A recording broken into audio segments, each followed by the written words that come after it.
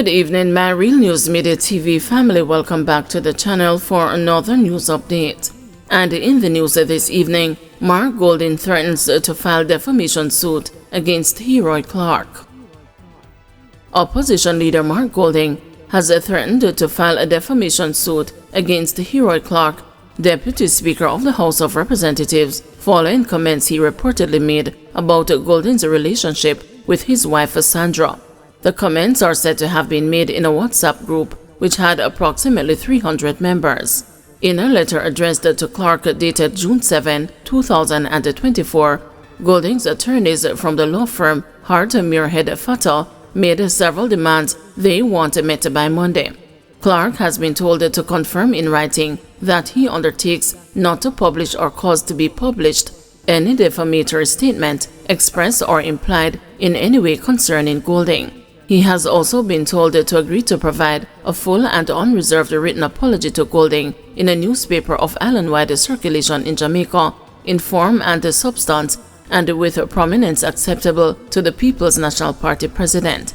Clark, the Member of Parliament for St. James's Central, must also agree to enter into discussions with Golding's attorneys as to the terms of a settlement of the claim against him for damages for defamation. Failing which, we hold instructions to bring proceedings against you in court for appropriate remedies, including damages, injunctive relief, and the cost. No injuries reported after American Airlines flight veers off runway at NMIA. An American Airlines representative has confirmed that no injuries were reported after a flight from Miami to Kingston briefly veered off the runway while landing at Norman Manley International Airport on Thursday. In a brief statement on Friday morning, the airline said that Flight 850 taxied to the gate under its own power and the passengers deplaned without issue. American Airlines Flight 850 from Miami to Kingston, Jamaica, briefly exited the runway after landing. The aircraft taxied to the gate under its own power and the customers deplaned normally. Safety is our top priority, and we apologize to our customers for their experience. While the airline did not disclose why the plane veered off the runway, a passenger, speaking anonymously to the news, reported that the flight experienced significant turbulence due to weather conditions. She explained that the flight, initially scheduled to land in Jamaica at 7:50 p.m., was delayed in Miami, resulting in a new landing time of 9:01 p.m. However, the plane did not land at NMIA until 9:32 p.m. As soon as we got onto the plane, the pilot came on and said that they were experiencing thunderstorms over Cuba, so they couldn't fly there, and they would have to go around, which would make our trip 2 hours and 12 minutes, instead of the 1 hour and 44 minutes it was supposed to be. And then it was pure turbulence, she said. The seatbelt sign was on for maybe an hour and a half. Normally they turn it off after about an hour, but it was on for the extra time because it was so turbulent, the passenger added. The passenger noted that the turbulence disrupted snack service, with the pilot instructing flight attendants to remain seated. Later, the pilot asked the flight attendants to prepare the cabin for an early landing, which raised concerns among passengers. She added that the turbulence worsened as the plane approached Jamaica. When we got to Kingston now, that's where the turbulence really starts. You know, like when you are driving and you go over a little incline and your belly dips, a pair of that in the sky. Every time it dips, another passenger kept shouting, "Jesus, Jesus." People were panicking, she said. She said the pilot sought to allay the fears of the passengers by reminding them that it was just the turbulence and to ensure that they were wearing their seatbelts. And then she started descending pretty slowly, so I was expecting a soft landing, but it felt more like the plane dropped. So we started clapping thinking it was over, but then the plane started going faster instead of slowing down, and that's when I knew it was skidding, the passenger said. Because I felt when she pulled on the brake, so I started to question why it felt like we were taking off again. I had to put my hand on the seat in front of me to brace myself because I was about to slam into it, she added. The passenger added that everyone was happy for a safe landing and nobody seemed to have suffered any injuries. Both the Jamaica Civil Aviation Authority and American Airlines response teams are said to be on the scene of the incident.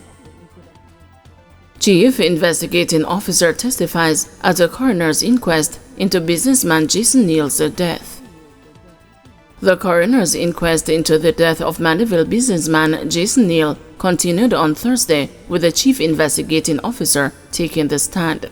Detective Sergeant Pat Wallace provided a detailed description of what he observed from the time he arrived at the house in the upscale community of Ingleside. On December 4, 2018, Mr. Neal was found with a gunshot wound in the bathroom of his home. His death was initially being treated as a suicide, but eventually prompted a coroner's inquest based on evidence which later emerged.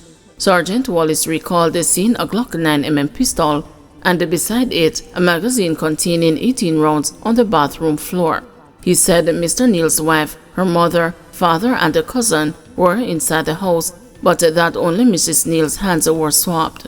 When questioned on that decision by lead attorney for Mr. Neal's family, Katie Knight Casey, Sergeant Wallace responded that he did not see the need to have the hands of the other family members swabbed, suggesting he would have had to also swab the hands of all the police officers at the scene. Mr. Knight described the answer as facetious.